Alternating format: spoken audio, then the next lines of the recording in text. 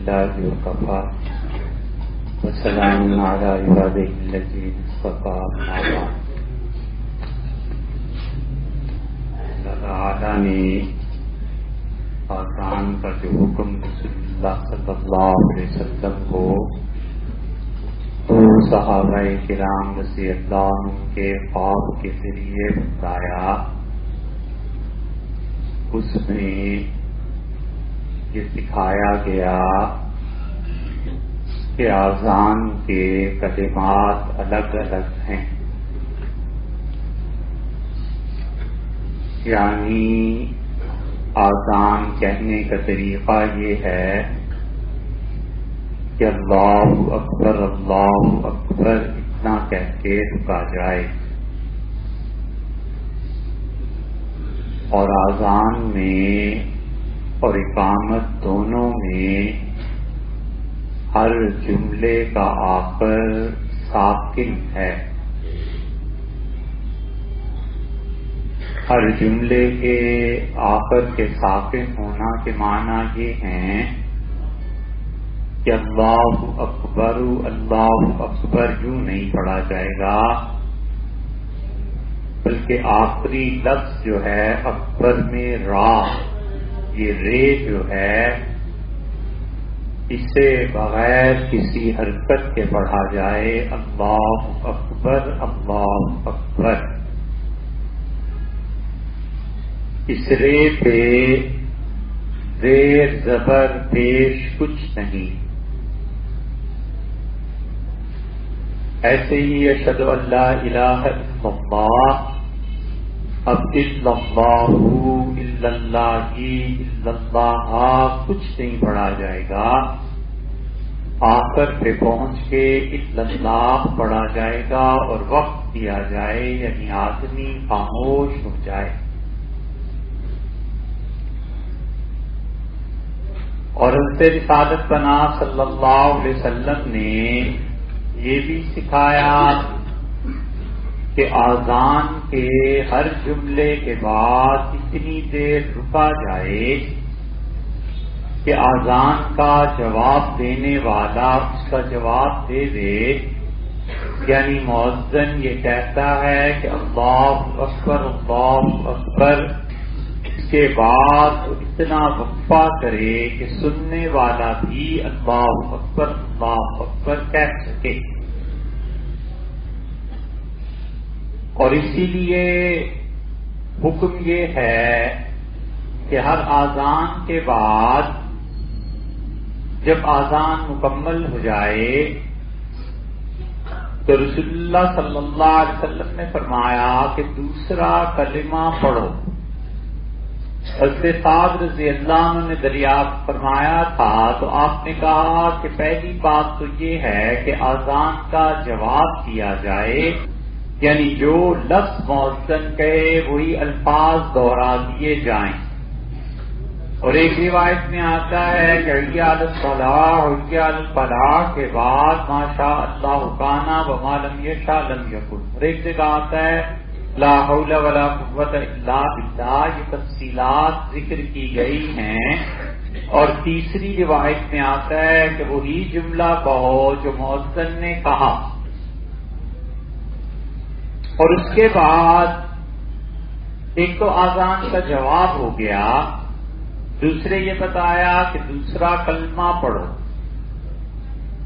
اور تیسرے یہ فرمایا کہ میرے لیے مقام محمود کی دعا مانگو، اور فرمایا جو یہ شخص دعا مانگے گا میں قیامت میں اس کی شفاعت کروں گا.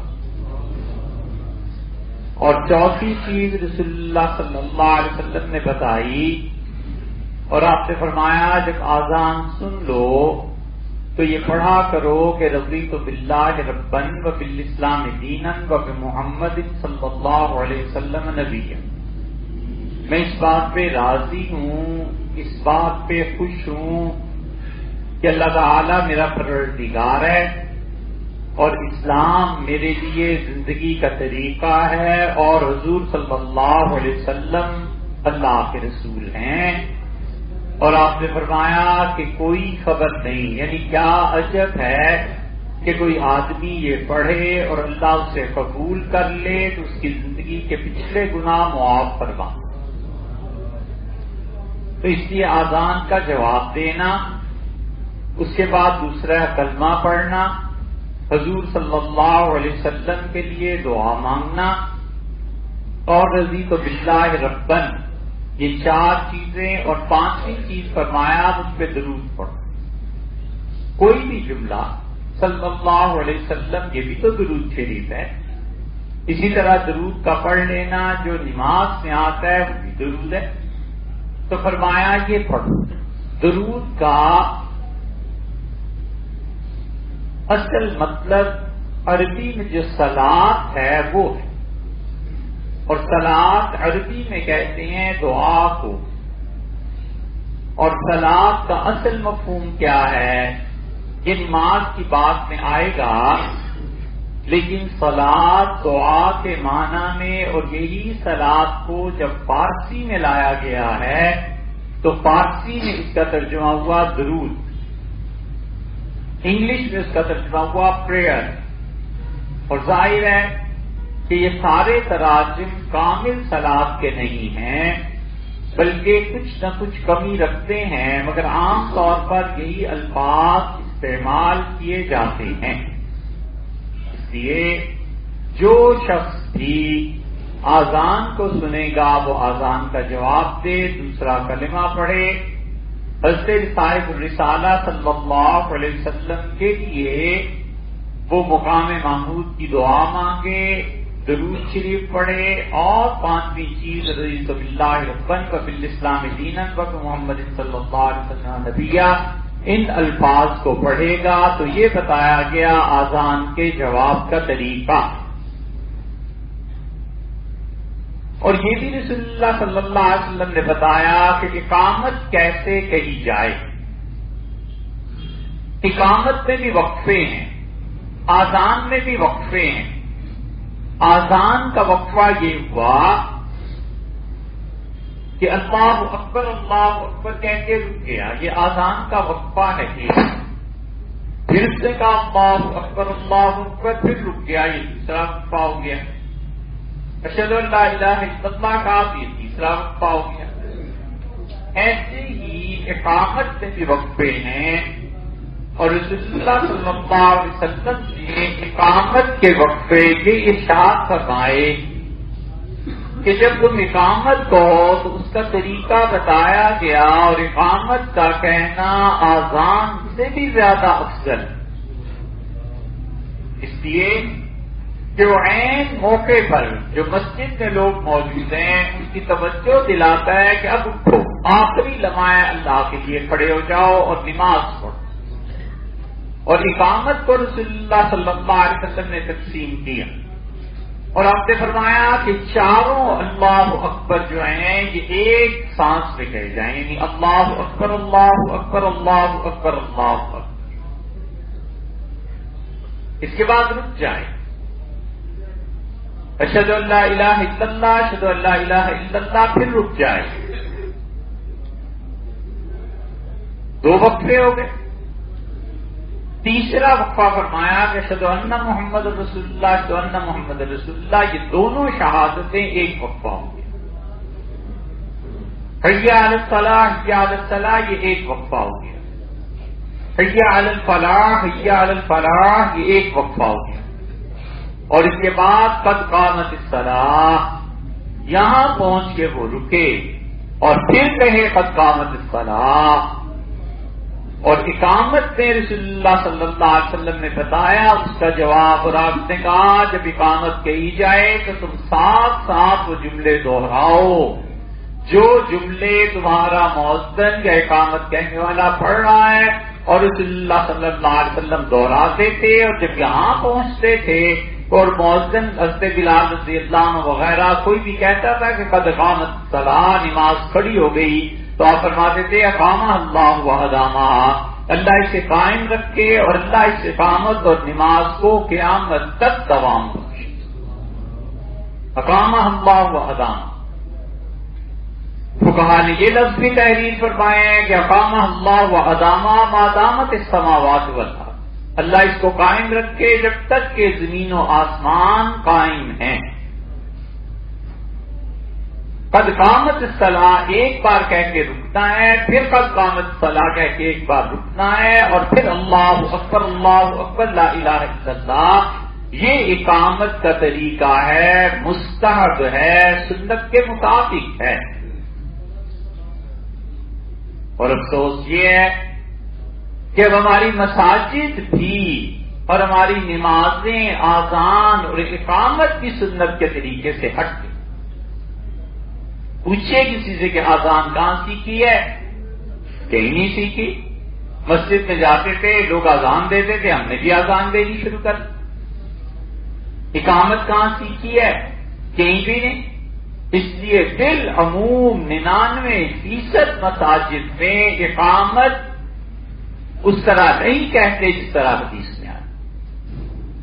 اقامت کا طریقہ رسول اللہ صلی اللہ علیہ وسلم نے بتایا ہے، اور آپ نے بتایا ہے کہ اقامت کا طریقہ چاروں جملے ایک بار کہیں، اللہ اکبر اللہ اکبر اللہ اکبر اللہ اکبر، اور پھر شہادتین، دونوں شہادتیں ایک ساتھ سے، اشہد ان لا الہ الا اللہ، اشہد ان محمد رسول اللہ، اشہد ان محمد،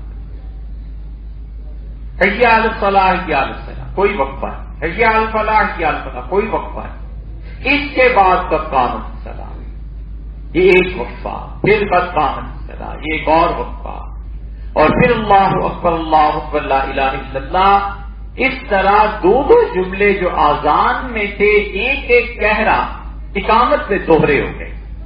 یہ بتایا گیا ہے اقامت کا طریقہ، اور اس کے بعد نماز شروع کرے۔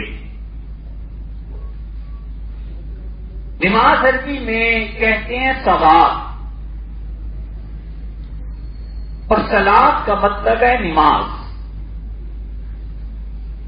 الفاظ کو ان کے معنی سے پھیرنا عقلاً اور شرعاً اس کائنات میں بہت بڑا جرم ہے۔ الفاظ کو ان کے معنی سے الگ نہیں کیا جا سکتا۔ یہ حرکت کوئی پاگل آدمی کرے، ورنہ الفاظ کو معنی سے پھیر دے گا تو ماں کہے گی دودھ لے آؤ، اور وہ چینی اٹھا لایا اور کہے گا کہ ماں دودھ سے مراد چینی ہوتی ہے، دودھ سے مراد وہ سفید رنگ کا سیال کہاں ہوتا ہے؟ اب کوئی شکل کی دام، الفاظ اور معانی میں تفاوت پیدا کرنا یہ بہت بڑا جرم ہے، اور اس جرم کو کوئی معاشرہ عقل مند لوگ اور قوم قبول نہیں کرتے۔ اس لیے صلاۃ کے یہ معنی لینا کہ سینٹرل گورنمنٹ قائم کرنا یہ بہت بڑا جرم ہے۔ صلاۃ کا سیدھا سادہ مطلب نماز ہے، اور صلاۃ کو پھر اس سے بھی پیچھے جا کے دیکھیں تو اگر کوئی صلاۃ کا مطلب یہ لے کہ سینٹرل گورنمنٹ قائم کی جائے تو پھر صلاۃ کا مطلب اصل میں عربوں سے نکالنا چاہیے، اور وہ ایک ڈانس ہوتا تھا جو عرب کرتے تھے، اور ٹانگیں اور دھڑ کمر سے اوپر کا حصہ یہ سارا ساکت رہتا تھا، اور صرف اپنی ہپ سرین یہ موو کرتے تھے کہ یہ ڈانس کر لے۔ اب اس میں ہنسی آئے گی کہ ڈانس کرے نماز پڑھنا ہے یا ڈانس کرنا ہے، تو اس میں بھی ہنسی آئے گی کہ سینٹرل گورنمنٹ کا قائم کرنا، الفاظ کو ان کے معانی سے ہٹانا، دین اور دنیا دونوں کو برباد کرنا۔ جارج برنارڈ شاہ انگلینڈ کا بہت بڑا ادیب تھا، آپ کے یہاں چراغ حسن حسرت تھے، اسد کوہانی جیسے شاعر تھے، ابو الخیر تھے، کئی لوگ جیسے آپ کے یہاں ادیب اشفاق صاحب کا نام لے لیں اور کسی کا نام لے لیں۔ برنارڈ شاہ بہت بڑا ادیب تھا، لیکن جب فش کا لفظ آتا تھا تو کہتا تھا فش کو گوٹی کہا کرو۔ لوگوں نے کہا یہ حضرت فش کہاں مچھلی اور گھوٹی کہاں؟ اس سے کہا ایف جو ہے نا انگلش کا، یہ کبھی کبھی ایف جو ہے یہ جی کے معنی میں آتا ہے، جی کی ساؤنڈ پروناؤنس کرتا ہے، اور ایس جو ہے یہ کبھی کبھی ایچ کے معنی میں آتا ہے، ایس جو ہے وہ ٹی کے معنی میں آتا ہے، اور ایچ جو ہے ایس ایچ یہ کبھی ٹی کے معنی میں بھی آتا ہے. تو اسے کہا fish, F I S H, یہ اس کے بجائے گھوٹی آتا ہے، گھوٹی کہا کرو. تو لوگوں نے کہا سوائے ایک لطیفے کے اور کوئی چیز. کسی نے قبول ظاہر کیوں کرتے؟ یہ بالکل ایسے ہی ہے جیسے اب سلاد کا مطلب یہ بڑے بڑے دانشور حلقے اور بڑے بڑے پڑھے لکھے کہتے ہیں سلاد کا مطلب سینٹرل گورنمنٹ قائم کرنا ہے، اور سب سے پہلے اس کی بنیاد پرویز نے رکھی تھی. انہوں نے کہا سلاد سے یہ مطلب تھوڑا، یہ جو تم نماز میں 5 وقت پڑھتے ہو کیا ضرورت ہے اس کی؟ اس کا مطلب ہے کہ سینٹرل گورنمنٹ بڑی مضبوط ہونی چاہیے. اور پھر یہ چلا سلسلہ انکار حدیث کی بنیاد یہاں سے پڑی کہ الفاظ کو ان کے اصل معنی سے دور کر دیا جائے. اور پھر ہوتے ہوتے یہ ہوا کہ گویا نماز حکومت کا قیام اور اسلام ایک بڑی حکومت کا قیام رہ گیا. اور یہی وہ نقطہ ہے جس میں امت میں 2 بڑے فرقے وجود میں آئے، آغا خانی اور اسماعیلی. اور انہوں نے کہا کہ جتنے الفاظ تم نماز ہے، روزہ ہے، حج ہے، زکوٰۃ ہے، جنابت ہے، غسل ہے، یہ الفاظ اپنے حقیقی معنی میں استعمال نہیں ہوئے شریعت میں، اس کا معنی کچھ اور ہیں. تو اس لیے اگر کوئی انسان جنابت پہ غسل نہ کرے، ناپاک ہونے کے باوجود وہ غسل نہ کرے تو کوئی پرواہ نہیں ہے. یہ سارے کا سارا انتشار اس سے پھیلا. اسی لیے ایک کتاب جب لکھی گئی دین کی بنیادی تشریحات پہ کہ اللہ، رب اور دین اور الہ، یہ 4 اصطلاحات سے جب کتاب محمد الدین نے لکھی تو عالم اسلام کے بڑے بڑے لوگوں نے اعتراض کیا اور ان کا حضرت یہ نہ کریں، آپ الفاظ اور معانی میں فرق پیدا کر رہے ہیں. الفاظ اور معانی میں اگر فرق پیدا ہو گیا تو امت کے لیے پورا دین اسلام اور بنیادی اکھڑ جائے گی. یہ مہربانی نہ. اس لیے صلاۃ کا لفظ نماز کے لیے استعمال ہوتا ہے. آئندہ ہفتے انشاءاللہ اب نماز کا موضوع شروع کیا ہے تو انشاءاللہ یہ ایک مدت، ایک طویل عرصے تک چلے گا. آئندہ ہفتے نماز کے بعد